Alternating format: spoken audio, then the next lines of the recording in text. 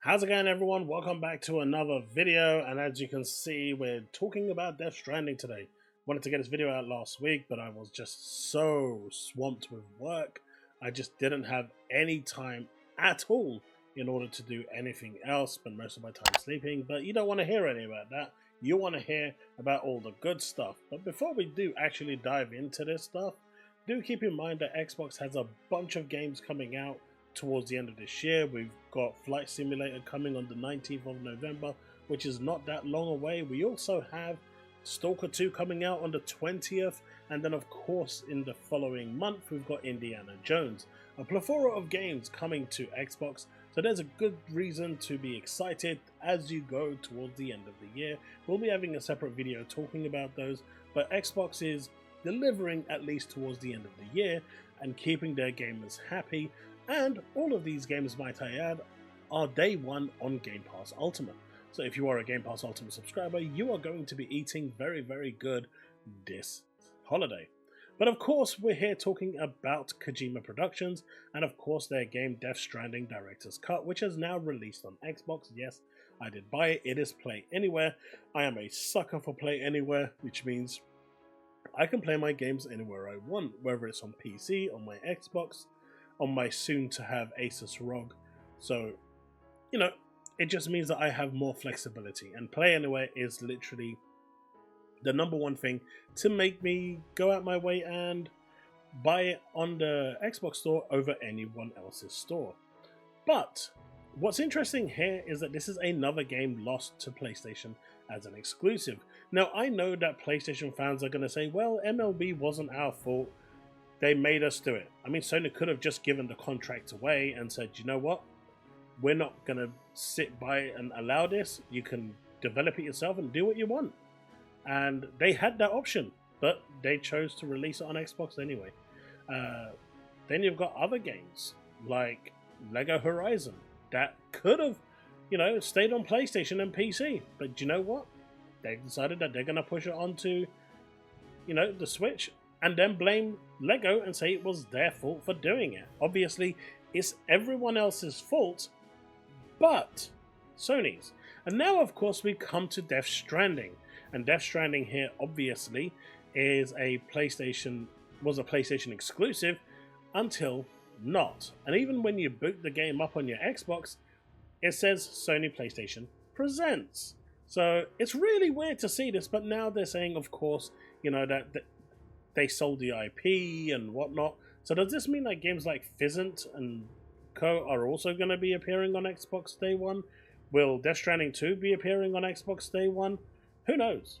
But one thing is for sure, the actual exclusivity and Sony's business model as they're selling IPs and returning IPs to, developers and whatnot, they are now turning around and trying to recover that $4 billion that they have lost.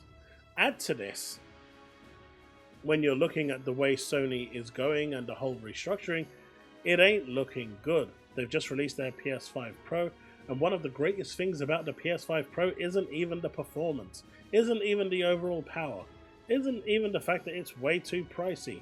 It's the fact that scalpers are now having to sell the PS5 Pro on eBay for a cheaper deal. Can you imagine that? The best thing about a PS5 Pro is the fact that scalpers are now losing out and losing money. To me, that's a win-win. But we are seeing more and more games from Sony either going to PC and them losing their exclusivity hold, or the time frame between the games going, like Spider-Man 2, and now they're saying, well, we always knew Spider-Man was going to go to PC. That's not the point. Herman Hulse said 2 years. That game went in, 13 months?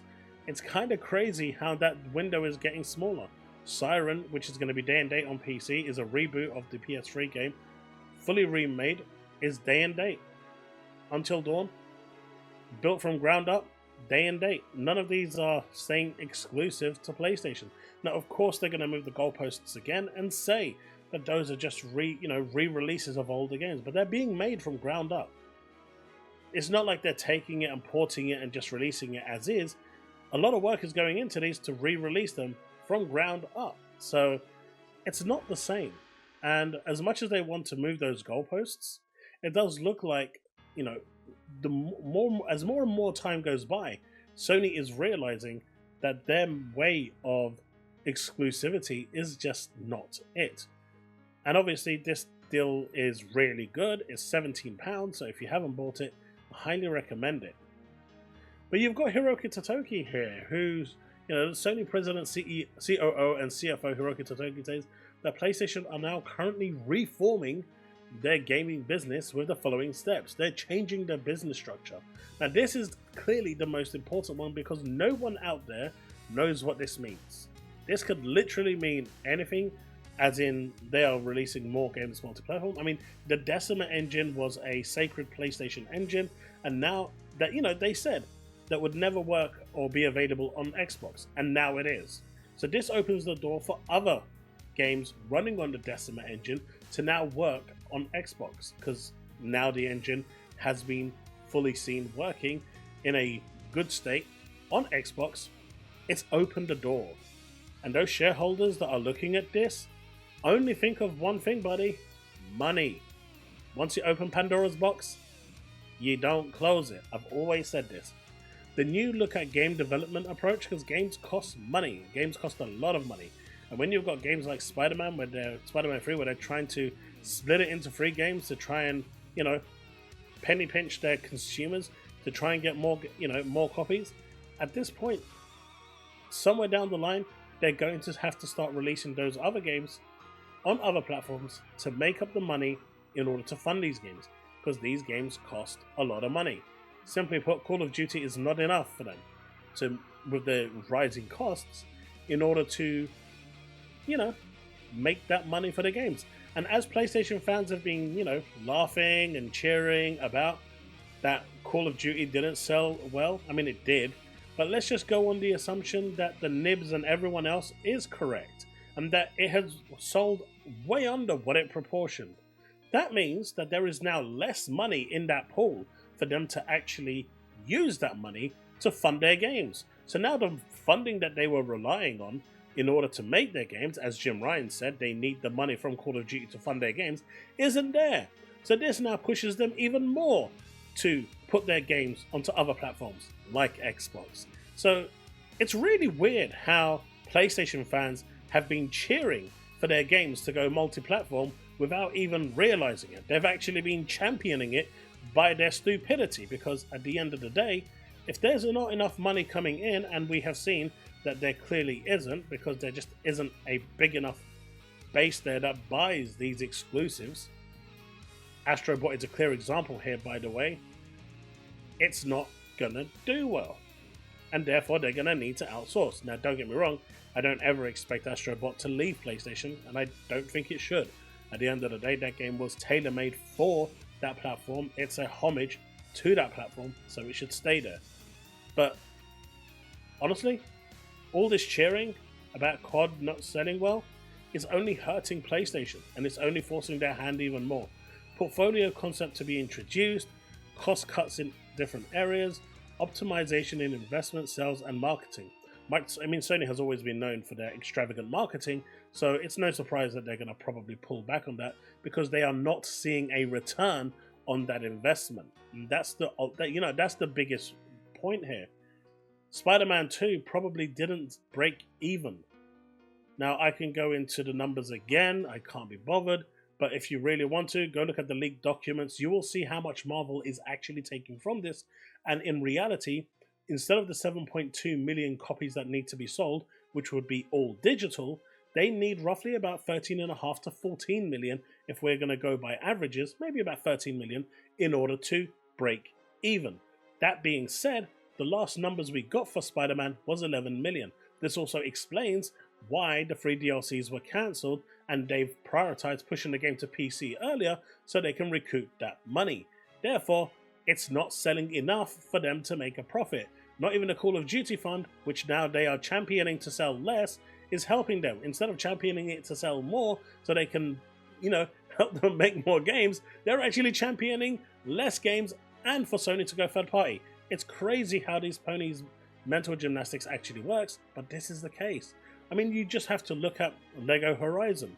coming out on Switch day one. They said this would never happen. I don't care who owns what. At the end of the day, it is Sony Studios that are building this game. They are getting support from LEGO, but primarily the lead developer is Sony. This game should be PS5 and PC, if that's the way they want to go. Ultimately, it's a first-party game. It should be PS5 only. And before they say, oh, well, LEGO doesn't do that sort of thing, they did it for the Wii U, remember? I think it was LEGO Detective, where it was exclusive only on the Wii U. I mean, later on down the line, years later, it came out on other platforms, but for a long time, it was exclusive on one platform. So they can do it, but Sony has decided that they want to branch this game out because they don't believe that their consumers will buy this game. And they don't believe that the PC community will be enough. So they've pushed it out to the Switch community, where they believe that will be the key market for this. Now, obviously, they've excluded Xbox because, God forbid, they release anything on Xbox, but that is going to change in the future. It just has to, and based on everything we're seeing, it is going to change. Now, it's really funny how all of this is actually playing out, because at the end of the day, it's weird. And now that we're seeing games with the PlayStation logo appearing on Xbox, it's only a matter of time. But don't listen to people saying, oh, it was all LEGO's fault and all of this and all of that when it comes to LEGO Horizon. Sony made that choice to put this game on the Switch. They could have easily told LEGO no, and LEGO would have been okay with it. But they knew that this game wouldn't sell enough on PlayStation because PlayStation gamers just don't buy these games enough. They need this game to appeal to a bigger audience with a targeted audience, and the Switch is perfect for that, so that's why they're going there. And guess what? When this game sells buckets, and it will because it's going to appeal to a huge audience of the younger generation, the shareholders will see this and they are going to want more of that money, because shareholders only care about one thing, folks: money. Remember what I said about Pandora's box? This is what I'm talking about. Of course, then you've got, special Nick here. I guess with Kojima owning the Death Stranding IP and Fizzant IP, it means you have to wait for the money hat period to end on Death Stranding 2 and the Metal Gear Solid spiritual successor. I mean, we don't know if there is a money hat period here, right? We actually don't know if there is any exclusivity. Up until this point, Sony had the IP. Now they've sold the IP, we don't know the particulars of this, so Death Stranding 2 could appear day and date or within 3 months of the launch of the PS5 version of Death Stranding 2. It could appear day and date. Fizzant is still in pre-production, it hasn't even started development yet. So that could be built simultaneously for Xbox, now that, Kojima Productions owns everything. So they're losing more and more as time goes on. This is insane. And the fact that they are still kind of pushing on this one agenda is weird, but it is what it is. But then we come over to this, and now I've been using my PS5 Pro for about 2 days now, since I picked it up over the weekend, and I mean on and off testing some games out.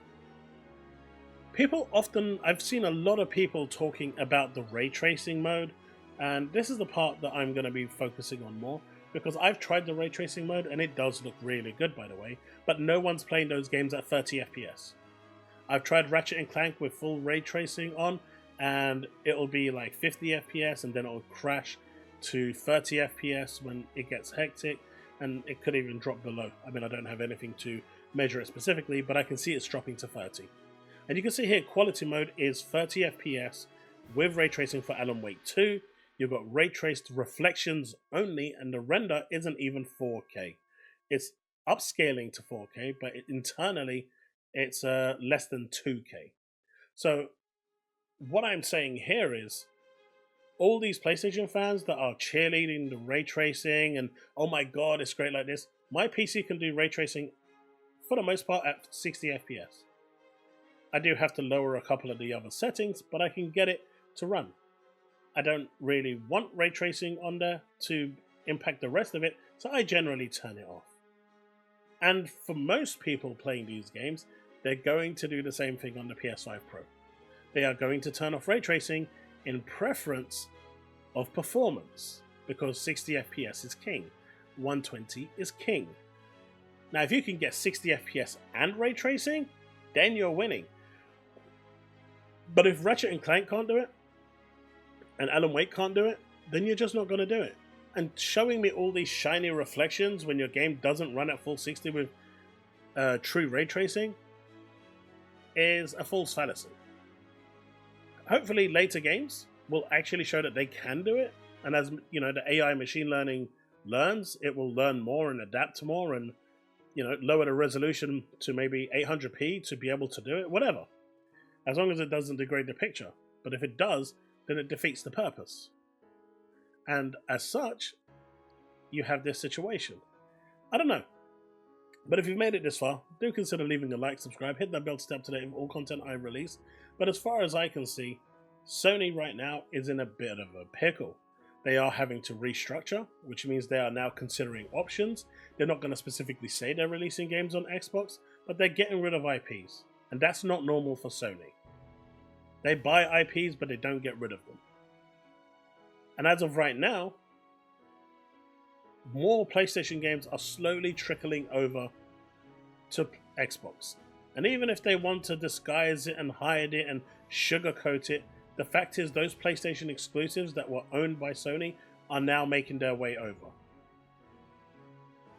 What you saw with Xbox with their accelerated mode, Sony is now clocking on and moving in that direction, and they are starting to pivot and push in that way. I don't know, you let me know what you think in the comment section below and we can have that discussion. But to me, when people are kind of showboating the ray tracing features, it's really cool showcasing something that is absolutely amazingly, immaculately brilliant if it runs, but a problem if it runs at 2 FPS, right? Because no one's going to play it.